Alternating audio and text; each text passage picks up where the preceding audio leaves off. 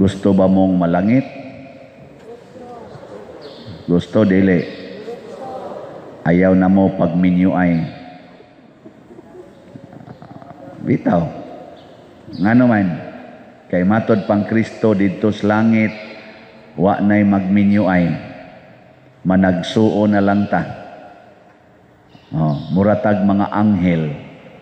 Nya, di na sad ta mamatay. Mao ni ang mga pipila kamatuuran nga gisulti ni Kristo o gitudlo ni nato aron ta makaamgo ba nga kining ato dinhing kinabuhi mausab ni siya, dili na ni mao ang kinabuhi didto sa langit. Muna kinahanglan tang mahibaw unsaon pagpuyo adtong kinabuhia bisag niya pata dinhi. Si San Pablo sa usas iyang mga sulat niingon siya, hapit na matapos ang panahon. Kamong namalit, isipa nga dili na kamoy tag-iya sa inyong pinalit. Kamong naay balay, isipang wa na mo'y balay. Kamong mga minyo, isipa nga dili na mo minyo. Ana siya. Kamong mga pari, isipa nga dili kamoy tag-iya sa kolekta. Ana. Ambot ni apil batog kamong na maligyag slat, isipang awa mo'y halin. Mao na, nabisag na anatay halin nga 1,109 ka slats. Ato ning isipon, kapak dahil. 1,109 slots na gud atong halin. Ato lang ning isipon, nakuwang pa. Nya kamusang nakapalit og slot, isipang wap amo kapalit. Aron magsigi lang gyud mo og palit. Ana. Ingkawa na may kwarta pa dir, ibaligya ng imong yuta hasta ka na imong balay. Ngano man kay tugtuan na kas langit, wa na nimo kinahanglana. Di ba? Ingkaw niya pa dir og ipalit na kog slot, kanay imong gikinahanglan. Ngano man kay nagtabang ka para munindot ang simbahanan, munindot ang simbahan ug madasig ang katawhan. Tan-awan ning tawo nga naggunob og simbahan, iyang gipanguha ang mga bulawan, ang mga unsa pa tong mga gamit sa simbahan, nya iyang gipangpatay ang nagtuo sa Ginoo. Kisay nga aning tawhanan gihisgutan sa unang pagbasa, si Hari Antioco. Porting bangisa aning haria, mautong naingnan nga si kisayngan antong una niyang katong gipakaog karne ba nga tiguang Ilyasar, patay in taon. Ang sunod kadto in taong kuan katong mama nga naay 7 kabuk anak gihurot gyud patay. Ana ingon ani siya kabangis, unsa may ending siyang kinabuhi? Oy, nagtikos ko sa suok, nagdepresyon. Unya, niabot yung panahon nga nakaamgo siya, kay hapit naman siya mamatay, diha pa siya nagbasol, pagkadako sa akong sayop, nganong gigunob nako ang templo, nganong gipangpatay nako akong katong mga tao nga, wa ra bagyo ko'y igong rason, tungod lang yun, kay dili sila sakop nako, ako silang gipangpatay, nakaamgo in taon siya, kita rabano usahay anha pata makaamgo kung hapit na tamamatay. Naman ko daghang kailagod nga inighilog nako, moingon din, Pader, ako no kung mabuhi lang yun ko, mudunit yun ko sa simbahan. Ako sa ngunahona, nganong karon pa man. Ani adtong lagsi ka, sige lang kag agi-agi, porti nimong kwarta, adto sa inuman, adto sa sugalan, siging himo anang imong balay, siging palit og sakyanan.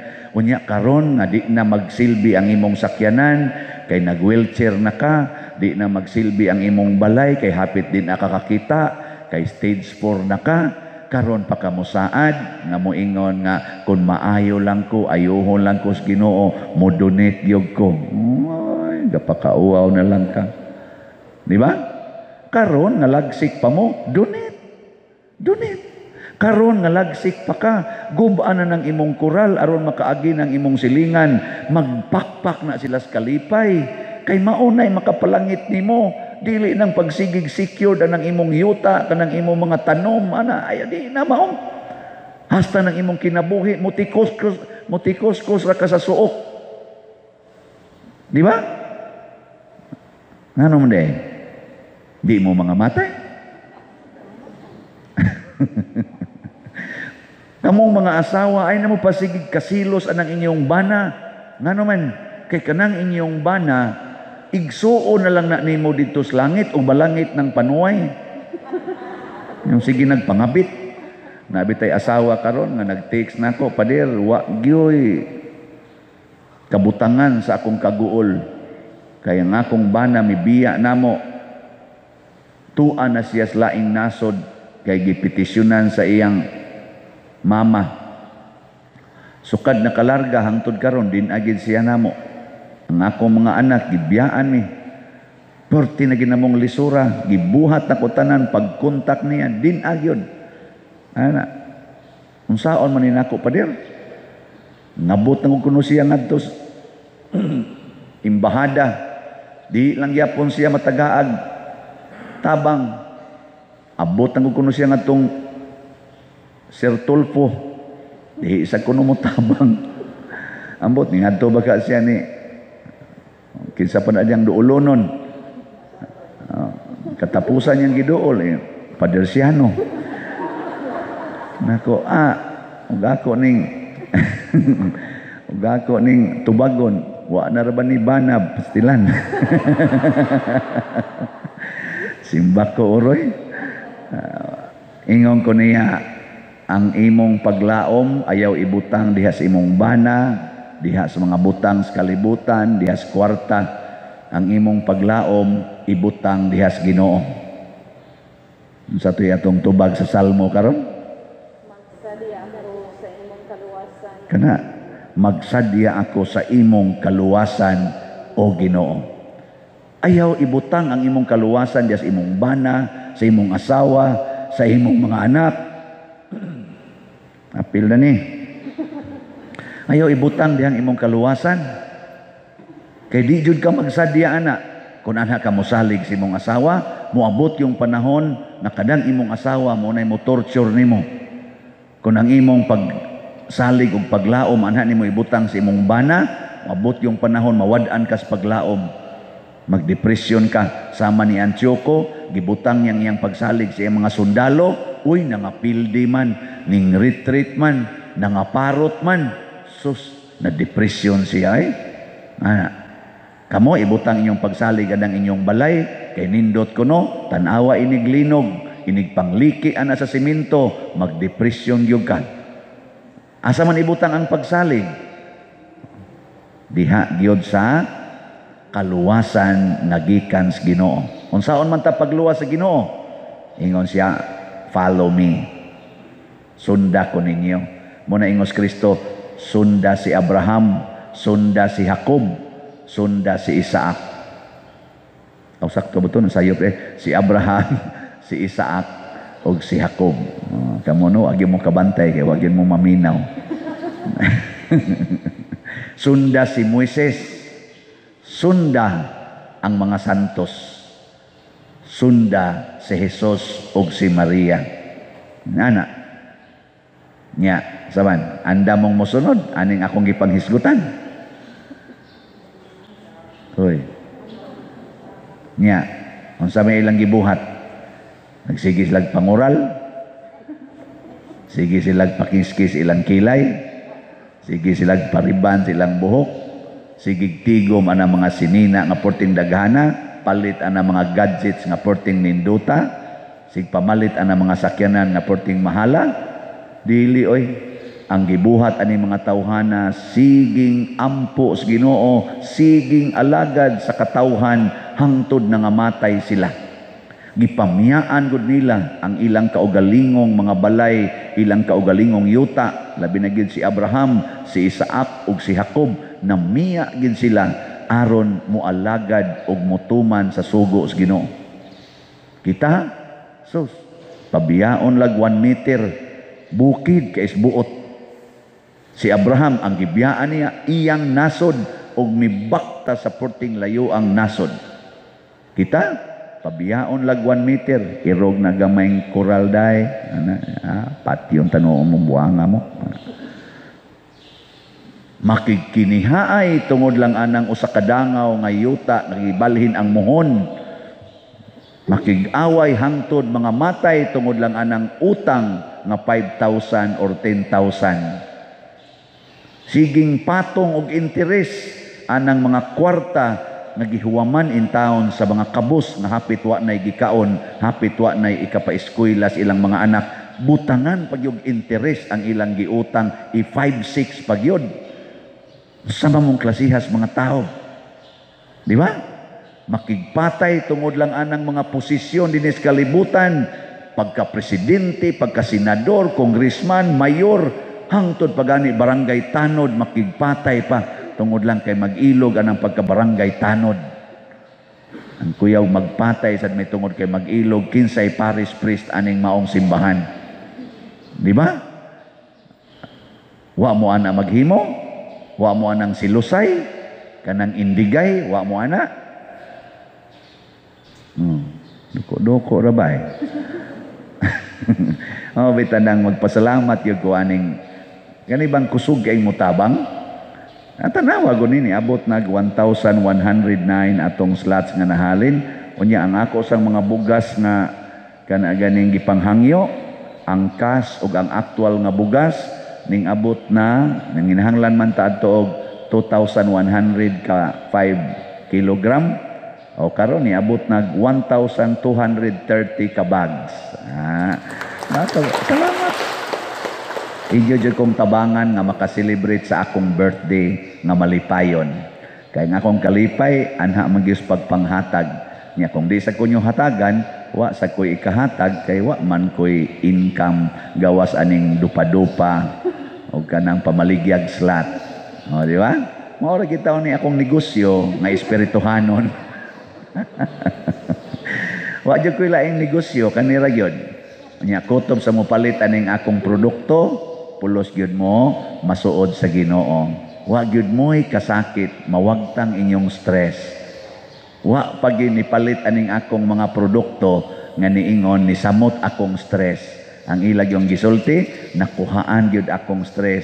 Nya nawagtang pag gyud ang ilang problema kay daghang grasya o mga blessings nga niabot nila. Nindot kining negosyo ha. Busa pamalit na mo.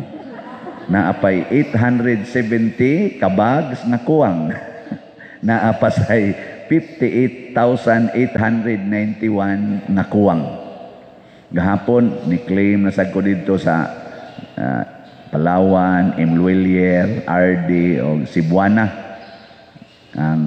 Sa Palawan, daghan ang na-return.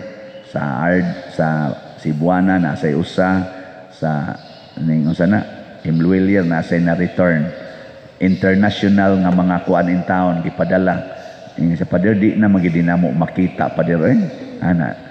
Looy sa kus nagpadala ba? Sige tawag paluap pader. O sa man, nakuha na nimo. Di makuha ang uban. Nga naman, tungod sa kadaghan na sa nagsigig donate, daghan na sad nga mga kwarta padala agencies nga mura na ba doubtful na ba? Di na sila mong release. O nang, kung mahimo, diri na lang ipadaan ning akong mga contact persons aron dali ra na makuha kay ako murag branded na kay kuda. Pero ipadaan nga rin ako, mas nindot idritso sa bangko. Pero daghan pa mangyud kayo ang musalig nako. Pero tungod kay di nila ma-explain nganong porting daghanang nang donate, sobra na gud ni 100 million ang atong nadawat. Nanagod ni sa mga dulduol na tingin 110 million da atong kapilinha. Unang naglisod na karon og explain ang mga tigpadala. Kay di man sila ka-explain. Pero grabe gyud ang gugma ninyo labi na sa mga online atong parishioners. So kaning atong contact persons na atong gipamutang dinhi sa atong online, makita ninyo karong offertory song og sa ending, mao ni sila ang kontaka, pwede sad mausad ni inyong gamiton nga padad-an kay ako maning mga trusted persons. Si Bernardo Jacobi, Brad Loloy, atong finance head, si Hinara Laborte ang atong kanini ang treasurer o si Remedios Ocaba nga akong sekretary nga nagmonitor sa akong mga schedules. O kani sila mga trusted kay bawo na ni sila nga kun manikas ni sila impierno gini sila ditso. Oh. Mabiyaan gining asawa nga nagliktor-liktor. O na. Mga buutan ba? Kana lang tigay padadi oy para daghang na return. Katulo na gud din ako gisuway ingon padir di gid makita tungod tingali kay ni question na sila sa akong kana ganing credibility kay di naman gyud ma-explain. Pero nagpasalamat jud ko ani tungod kay ngano man grabe gyud ang pagbaha sa grasya. Mawa atong stress oy. Oh ana. Pero kamo sad mamalit awag tangon sa nas Ginoo ang stress. Mao na si Antioco na stress. Ngano man ang iyang kaugalingon, iyang gitan-aw, ang mga butang sa laing tao, iyang kuhaon para sa iyang kaugalingon. Ako ma-stress, kay kaning tanan ninyong gidunit, ako ning gibalik nganhi sa atong simbahan, sa katawhan sa Dios. O ana, o na nga nanataroy mga napalit nga mga yuta, napasad tayo mga projects, dako-dako man pero di man ko kapahimos ani ug mahuman na ning atong projects nga mga worth 60 million di jud ko kapahimos ani ngano man ibalhin man ko o ibalhin ko wagi siguro ang sunod nga pari dinhi din amang imbitar na kog misa magsige maglaway na lang kog misa diri mingaw na lang ko ninyo hilak din miss kita bakit ngayon ka lang dumating sa buhay ko ana di nanay pero di rasad ko makuha na di rasad ko mawili ana kay ang akong kalipay naa sa pagtuman unsay sugo sa Ginoo nako karon samtang ni apa ko dinhi ang sugo sa Ginoo pamaligya gyud slat pagtukod og mga structures na kapuslanan kaayo sa parokya nga himuan na tanan hangtod ka mubiya diha either ibalhin ngadto sa laing parokya or ibalhin ngadto sa gamayng lugar diin tabunan ka na sa yuta. Bisag asa ka na mobalhin, siguro ang matuman nimo ang imong misyon. Mao na karon tuman ra gyud ko. Ana kada adlaw baligya gyud. Nya mo palit sad sa aran sa nas Ginoo mawa nang ilang tanang problema. Nako nya Lord ug way kwarta nya mo palit siya kana. Wag tan gina iyang problema kay mapasbo banas gutom nga ikaw pasmos gutom mabuang tingali na awa nagay problema ang buang or mapasmos gutom nya mosangpit nako mubiya sa iyang mga sala mabuang na sa pagtuman sa akong mga pulong mubaha na sa nang grasya diha niya ana no